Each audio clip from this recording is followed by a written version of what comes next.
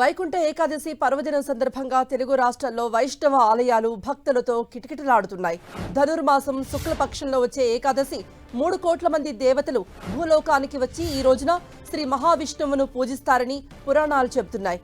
ఈ రోజున ఆలయాల్లో ఉత్తర ద్వారం గుండా విష్ణుమూర్తిని దర్శిస్తే సమస్త పుణ్య పరంపరలు చేకూరుతాయని భక్తుల విశ్వాసం. అందుకే తెల్లవారుజామునే స్వామివారి దర్శనార్థం ఆలయాల వద్ద భక్తులు బారులు తీరారు.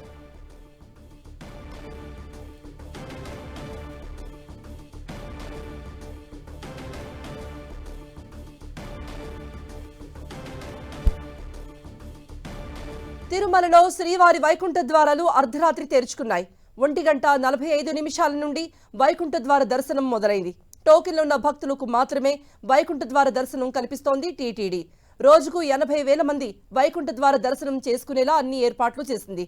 జనవరి 1న అర్ధరాత్రి 12 గంటల వరకు ఈ వైకుంఠ ద్వారాలు తెరిచి ఉంచబోతున్నారు.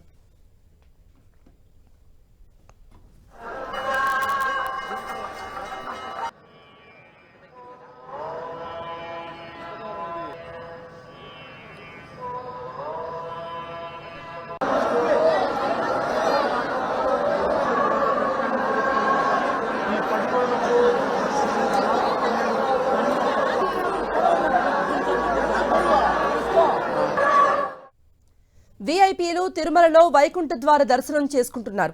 ఈ తెల్లవారుజామున AP speaker Tammineni Sitaram, deputy speaker Kolagatla, deputy CM Narayana స్వామితో పాటు పలువురు మంత్రులు, చీఫ్ విప్ శ్రీకాంత్ రెడ్డి, ఎంపీలు Mithun Reddy, Prabhakar Reddy, CM Ramesh, Tirupati deputy mayor Abhinaya Reddy శ్రీవారిని దర్శించుకున్నారు.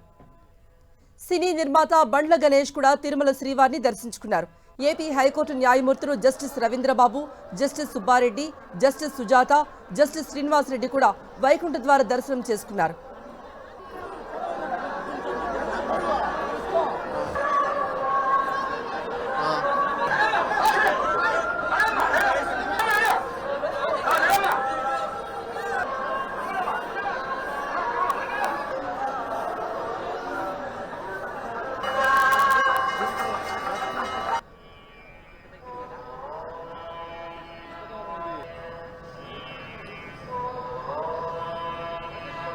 Okay.